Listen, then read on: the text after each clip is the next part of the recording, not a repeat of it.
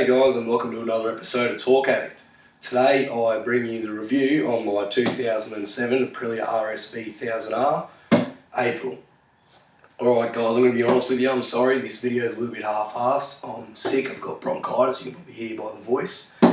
But anyway, nonetheless, before I get started I want to thank everyone for their support so far. The first video went much better than I thought it would.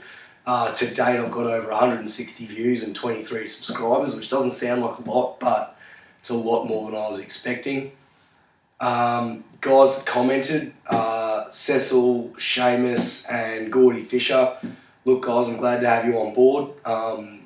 Just to let you know, I do acknowledge Indigenous Australians as the traditional owners of our land. Like I said in the comments, our government's done some pretty shit things to you guys in the past. I'm more than happy to pay my respects, so glad to have you guys on board and I hope you keep watching and enjoying my videos. Alright, without further ado guys, here's a 2-minute clip of me and April having a bit of a play in the mountains today. Yeah, good ride. I've never had this bike up in the mountains before, but once the clip finishes I'll give you my review and let you know what I thought. Thanks guys.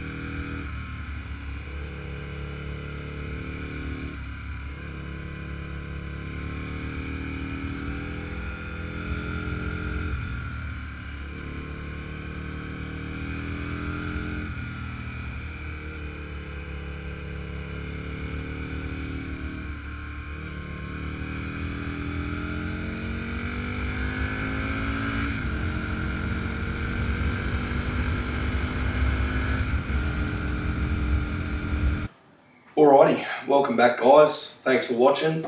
Now my review of this bike it's got a bit of an interesting backstory, not a regular backstory by any stretch.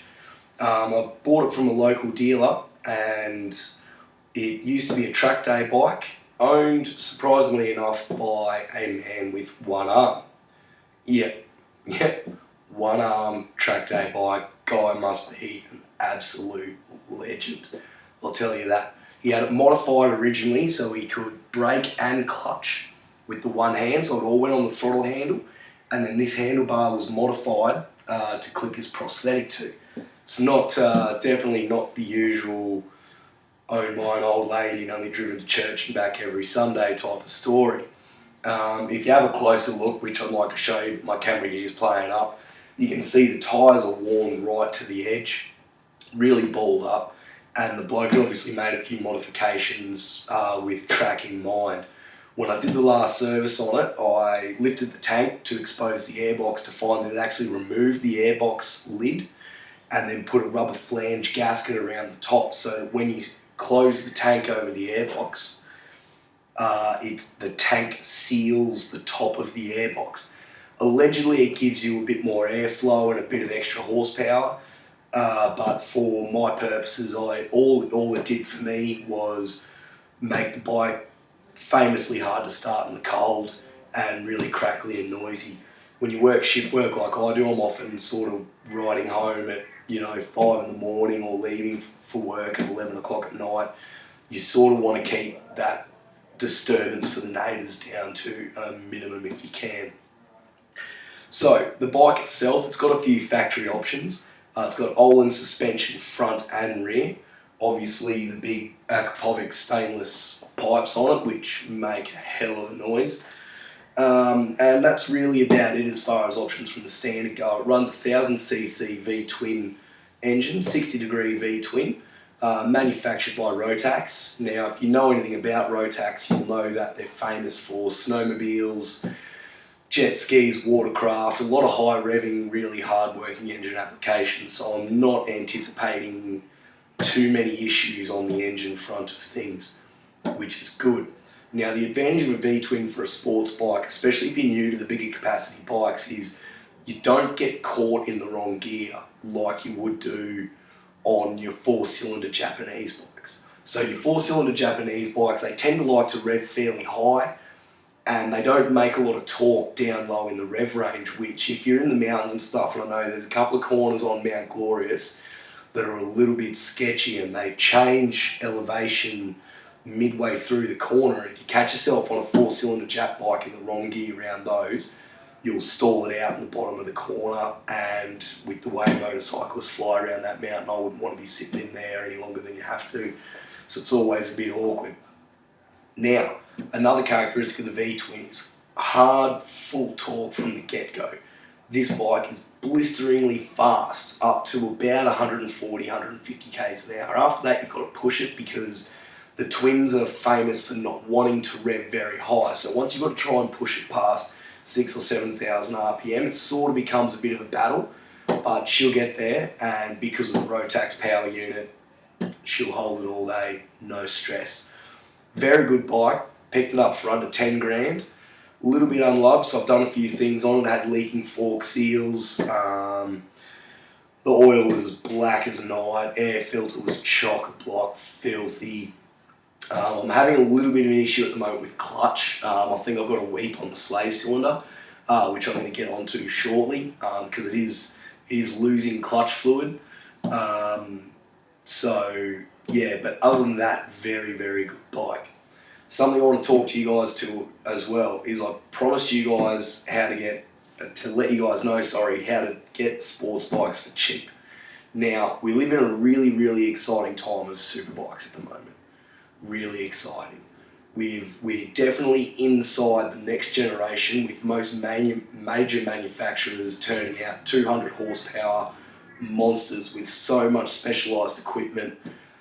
You'll never be able to blame the bike for your mistakes again, because the equipment on them is that good. Now, this is exciting for people running a budget, because as people go to flick their old bikes away so they can get on one of these new 200 horsepower monsters, it means that the market is currently flooded with, up to 10-year-old sports bikes, which there's nothing wrong with. They go really, really well. You've got fuel-injected engines. You've got a lot of good features. Olin suspension setups, fully adjustable on most of them. Some of them have electronics. ABS is worth its weight in gold, in my opinion. But again, not the end of the world. I mean, you've got to be doing something pretty hardcore to lock a front wheel, especially on one of these bikes. You can grab a lot of braking power in good conditions, mind you. Wet's a different story. But in good conditions, there's so much weight over the front wheel because of your body positioning on the machine and downforce and aero associated. Like, look at the slope on this front visor. If you're hooking along and you grab a big handful of front brake, you'll actually turn the bike end over end before you lock a front wheel. So ABS worth its weight in gold, but not a necessary feature. So if you're looking for a bit of a dabble in 1000cc sports bikes, because a lot of people get on them and decide that they're not for them, which is fair enough, they're not for everybody. They're not that hard to ride, by the way. As long as you go easy, they only go as hard as you turn the throttle. They don't really catch you off guard.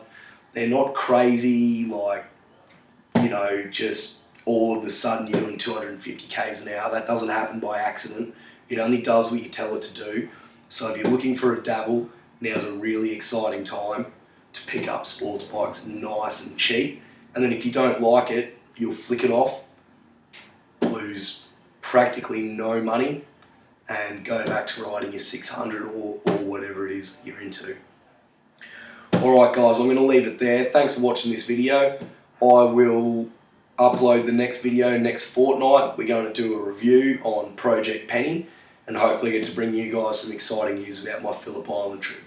So thanks for watching. Remember to like, comment, subscribe. Let me know what you think. I've also been chatting with a dealer at Team Moto locally who's happy to let me test ride just about anything they've got. So if you want some reviews on some newer bikes or even some older bikes, I can test ride their second-hand stock. That'll be no worries. Hit me up in the comments and let me know. So anyway, thanks guys. As always, keep it rubber side down. Cheers.